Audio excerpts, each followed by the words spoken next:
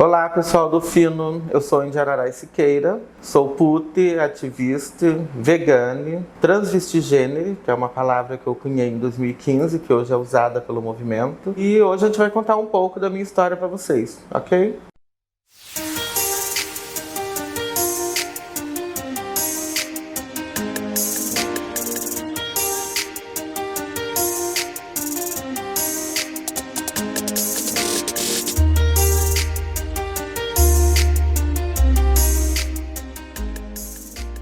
Na realidade, eu não me defino como mulher, eu me defino como uma pessoa trans não binária, transvestigênero e não binário. Então, transvestigênero diz justamente isso, que nós somos além genitália, além orientação sexual, além identidade de gênero, nós somos além definições corporais, físicas, enfim. Nós somos, existimos, vamos além, podemos retornar também, voltar atrás e recomeçar tudo de novo, não tem problema nenhum. Então, transvestigênero é uma palavra ampla, para além das definições existentes da sociedade cisgênera, que sempre usou palavras para nos definir, sempre nos definir através de palavras deles. Então essa é uma palavra nossa, do nosso movimento, da nossa comunidade. Meu primeiro nome foi Sofia, mas eu sempre gostei do nome que eu usava, depois que eu mesma acabei unindo em homenagem a uma amiga, inclusive, que era Nara, e através das minhas origens indígenas, então era Indianara, Depois, com o tempo, ao me tornar uma pessoa, me assumir enquanto uma pessoa não binária, eu mudei para Indianara.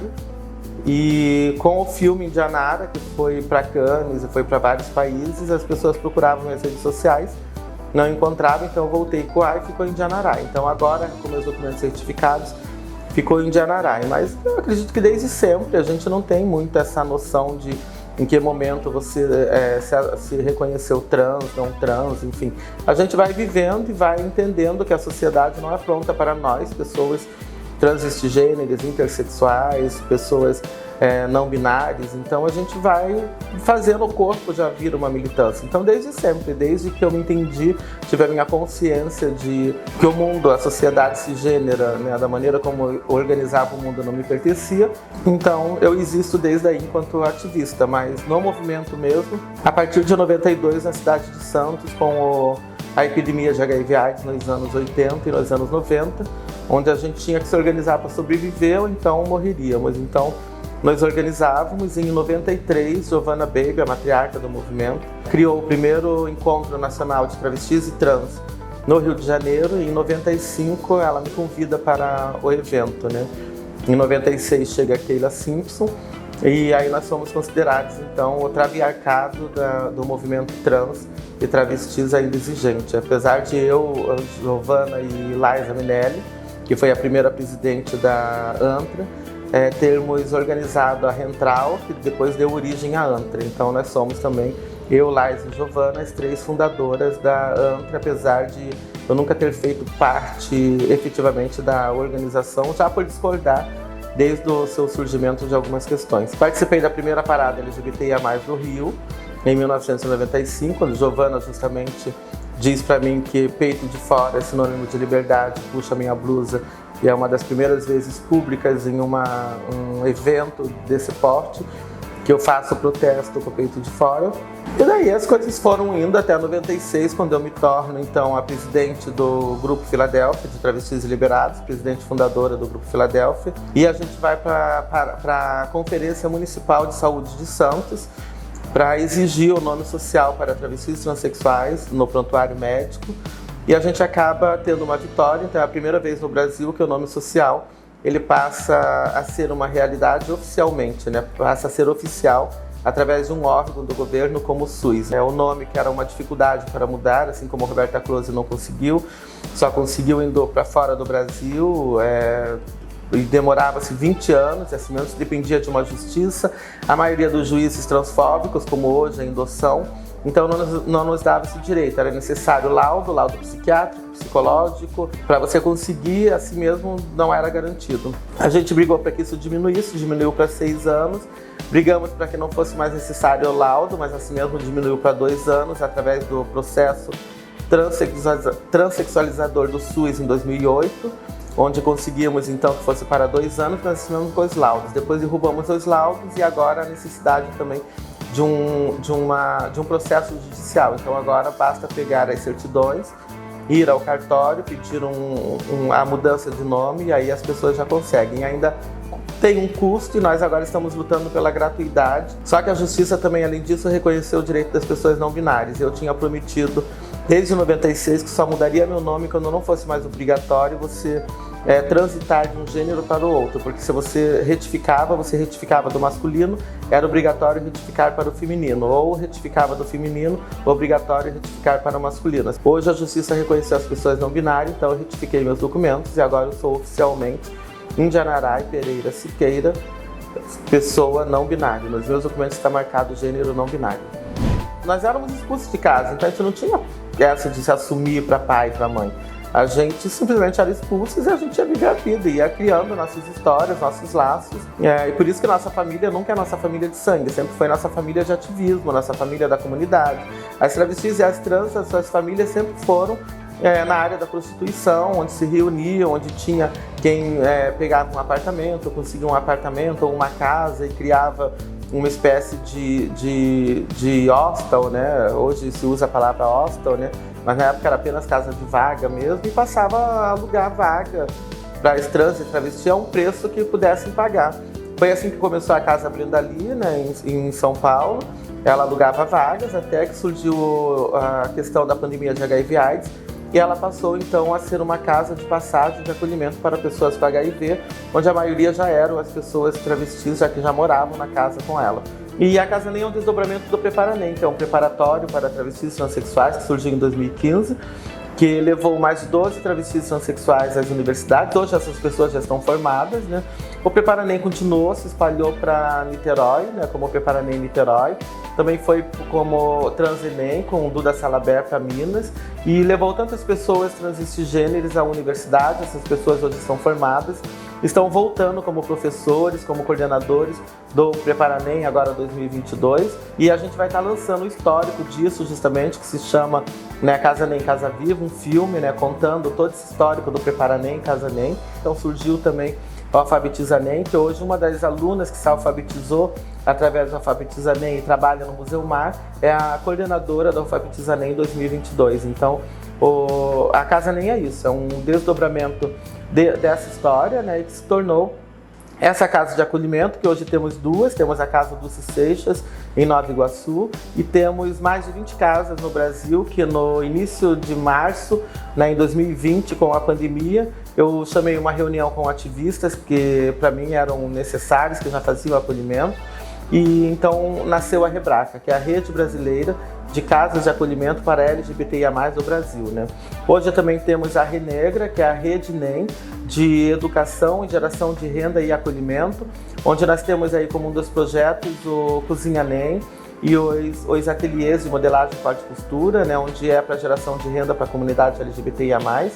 E também ajudamos, né, com cestas básicas e projetos de geração de renda, outros espaços do Rio de Janeiro, como a ocupação Dandara, que é comandada por LGBTIA+, ali em Irajá. Inclusive convido as pessoas a conhecerem, é uma ocupação que precisa de muita ajuda, né, nesse momento, né. A ocupação é Almirante João Cândido, na Rua do Rosário 158, que era um prédio da ABL, né, que foi abandonado durante muito tempo, que a ABL agora está tentando retomar da gente, mas que ali tem mulheres e crianças, né, abrigadas, fizeram dali teto, tem ali seus cursos e sua sobrevivência. Então, por favor, também pedir à ABL, né, principalmente aí através de Fernanda Montenegro, né, Gilberto Gil, que agora estão na ABL, que, por favor, intercedam por essa ocupação de mulheres e crianças. Tem uma ocupação a Nick Lima, em homenagem a Nick Lima, né, trans, que morreu, né, e nós fizemos essa ocupação em Copacabana, na Avenida Nossa Senhora de Copacabana 911, que também precisa de ajuda.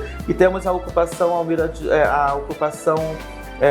Menino Benjamin, que é de crianças e mulheres, que a tia Kelinha tem ali na Avenida Rua do Paraguai, né, número 1, na Avenida do Paraguai número 1, onde era um antigo abrigo da prefeitura e onde já houve tanta violência ali, que hoje é um lugar de acolhimento para crianças e mulheres. Então nós ajudamos muitos lugares. A Casa NEM, nesses 2 anos de pandemia, né, tem distribuído a cesta básica em várias cidades do Rio de Janeiro, Nilópolis, Nova Iguaçu, Niterói, São Gonçalo, Teresópolis, tantos lugares para a comunidade LGBTIA+, e mesmo para as pessoas não LGBTIA+, em situação de vulnerabilidade. Já são mais de 15 mil cestas distribuídas e várias ações aí que a gente faz de empoderamento com essas comunidades, com essas pessoas. Fui embora de casa aos 16 anos, aos 18 anos eu fui embora da cidade.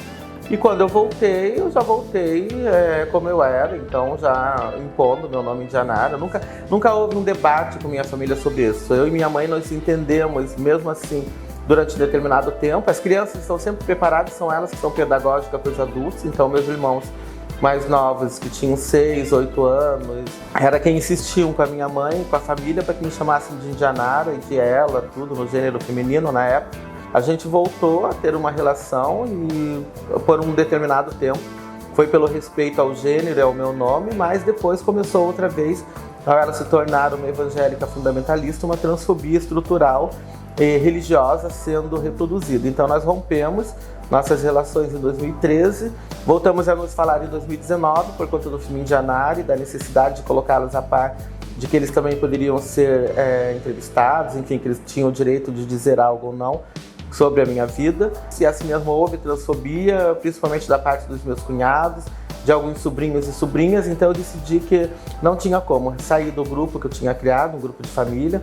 rompi outra vez, apesar de ter encontrado minha mãe e tudo, ter falado com ela. Então voltei a encontrá-la via internet, porque ela já estava a ponto de morrer. Então conversamos algumas vezes para que ela fosse tranquilamente, que ela morresse, que eu não guardava mágoa nenhuma, mas já não tinha mais aquele sentimento de perda de uma mãe.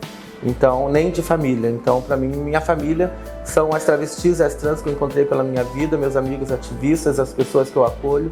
Esses são meus laços familiares. Eu não tenho mais essa dor, já foi vencida comigo, então já não tenho mais essa saudade, nem remorso nenhum. Ela morreu em janeiro e eu não me sinto com remorso nenhum de não ter ido ver, de não ter ido participar. Já era alguém que não faz mais parte da minha vida, como meus irmãos, já estão no meu passado apenas.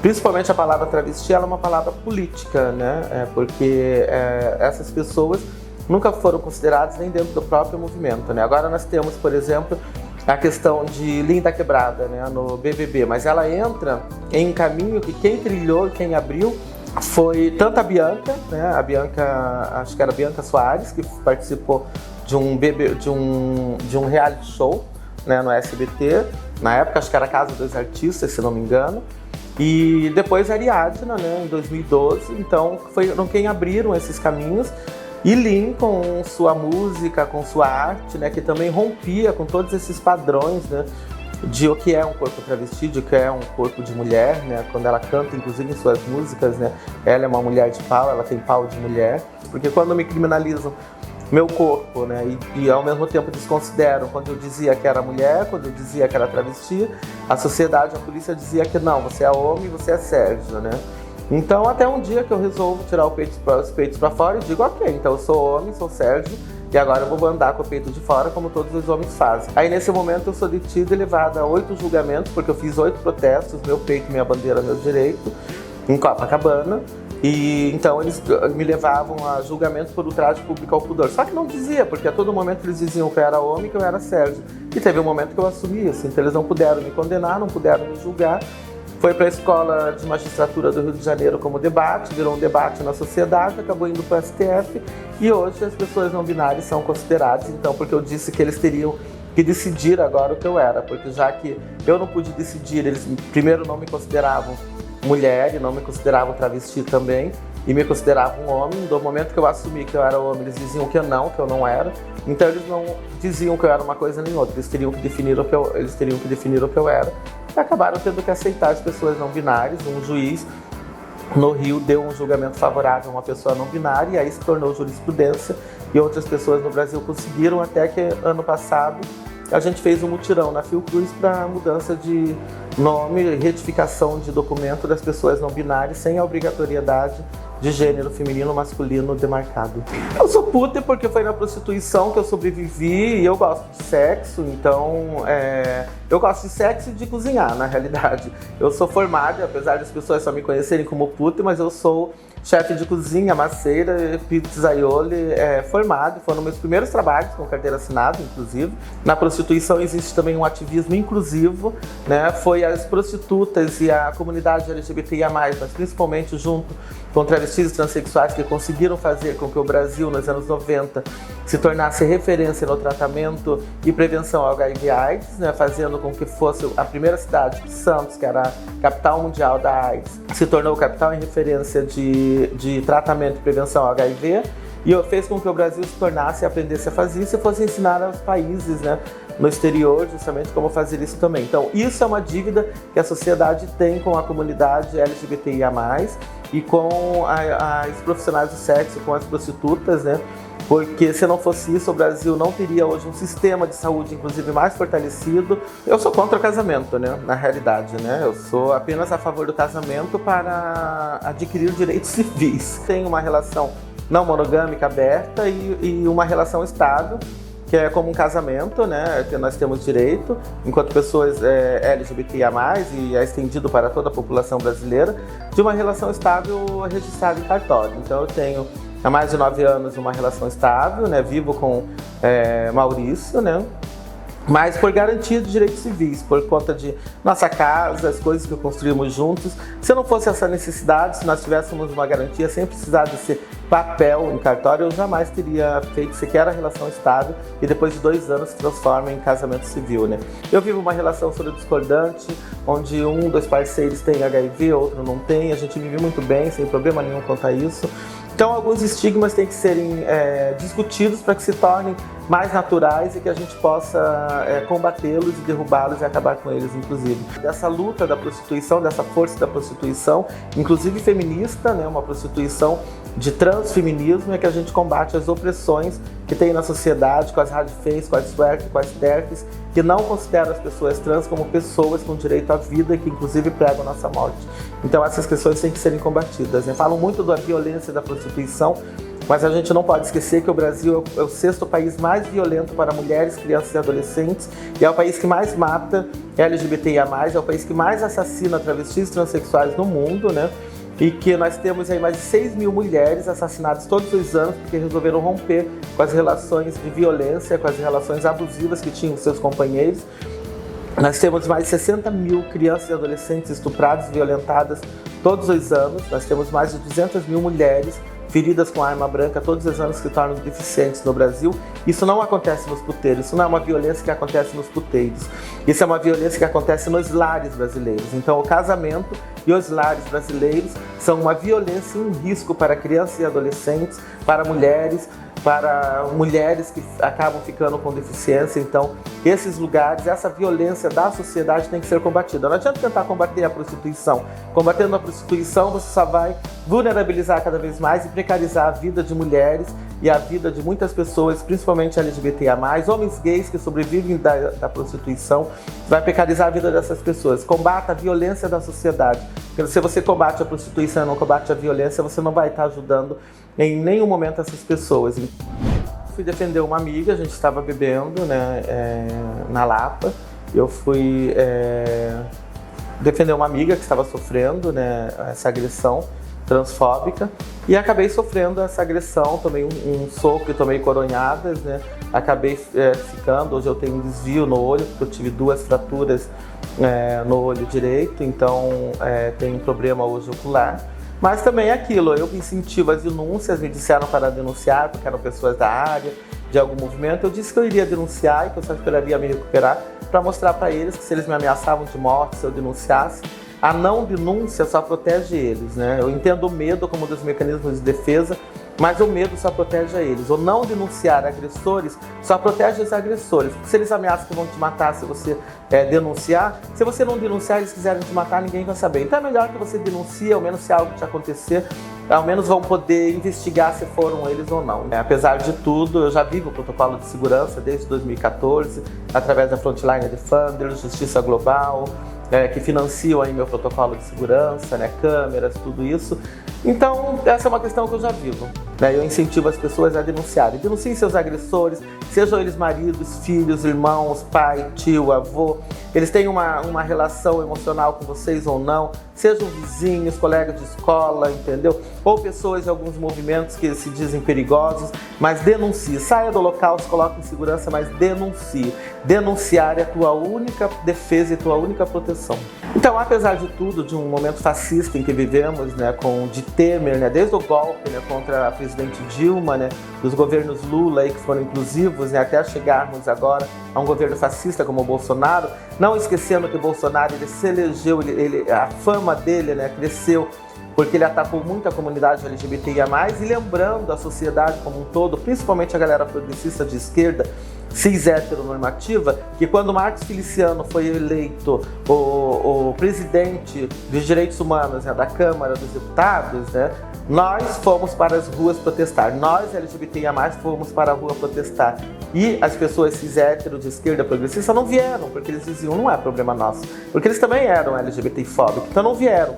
Todos os ataques que nós sofremos de Bolsonaro, né, na época que ele era deputado, dos filhos dele, quando nós íamos para as ruas protestar, uma parte da esquerda cis heteronormativa não vinha para as ruas, né? A gente não via essa galera toda, porque eles largaram nossas mãos. Olha onde nós chegamos. Então isso também está na conta deles, sim, por nunca estarem com a comunidade LGBTIA+.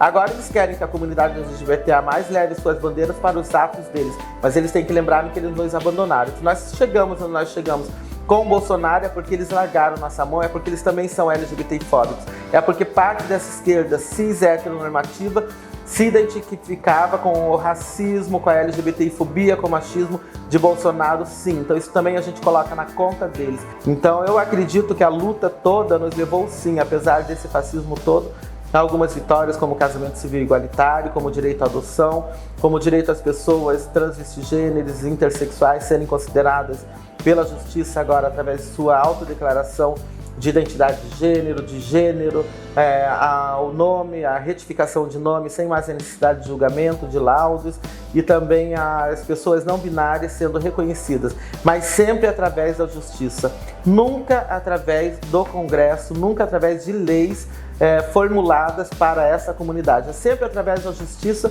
que precisamos ter ganhos, e aí devemos sim enaltecer pessoas como Maria Eduarda Aguiar, nossa advogada aí, que tanto lutou no STF pela criminalização da homotransfobia, o Iotti, né, o Paulo Iotti, que é também um excelente advogado gay, que sempre lutou, sempre esteve aí lutando pela sua comunidade. Então devemos sim lembrar dessas pessoas que deram a cara a tapa, estão aí lutando, né? Várias pessoas, né?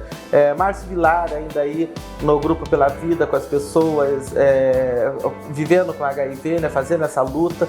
Então temos muitas pessoas que ainda estão vivas e que precisam serem lembradas, como nossa matriarca do movimento e da comunidade LGBTIA+, e trans, né, a Giovanna Baby, né, nossa irmã triarca, né, Keila Simpson aí, que ainda está aí também conosco, a matriarca ancestral, né, parlamentar do movimento trans no Brasil, que foi a primeira travesti eleita como vereadora no Brasil em 1992, Kátia Tapiti, que depois se tornou presidente da Câmara de Vereadores de Picos e depois se tornou vice-prefeita da cidade, né? Então, assim, nós temos sim uma história ancestral a ser contada, né? Isso tem que ser lembrado e enaltecido dessas pessoas para mostrar que se nós temos hoje uma sociedade melhor, mais inclusiva, com o direito, inclusive de travestis, transexuais, colocarem o dedo na cara de policiais quando pedem seus documentos, era porque nós não podíamos sequer sair da luz do dia, porque éramos detidos e levados para a delegacia, apanhávamos e sofríamos todas as sortes de opressões, de xingamentos, de linchamentos, inclusive públicos, né?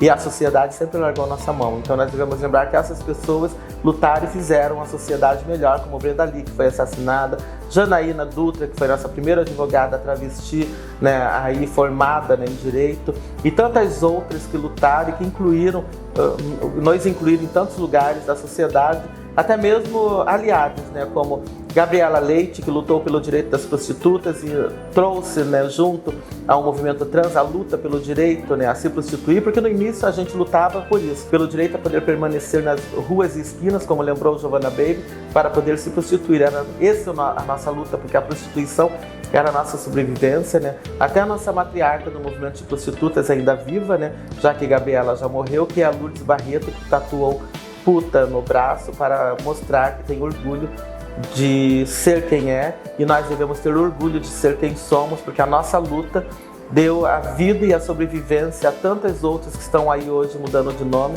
e vivendo de maneira mais tranquila. Se não é totalmente tranquila ainda, inclusive sem sofrimento, mas é de uma maneira melhor do que foi a nossa vida, que foi uma vida de luta, sobrevivência e morte, né? Quando tínhamos que inclusive lutar pela nossa própria vida e algumas não conseguiram ter essa sorte de sobreviver. É isso, vamos que vamos, é fora Bolsonaro, é eles não, fora Bolsonaro, fora Moro, né, que está aí querendo, né, se reinventar, mas que é quem destruiu a política brasileira, a economia brasileira, né, através de ilegalidades, né, para se eleger ministro, foi quem prenderam Lula ilegalmente, né, então fora Moro, fora Mourão, fora Guedes, né, não queremos outra vez esses no poder e que venha outra vez Lula presidente, porque é isso que nós queremos. E bola para frente, um futuro para nós todos de volta, né, democracia de volta, fortalecida com as bi, as gays, as travas, sapatão, que estão tudo organizado para fazer a revolução com as putas, né? É isso que nós queremos.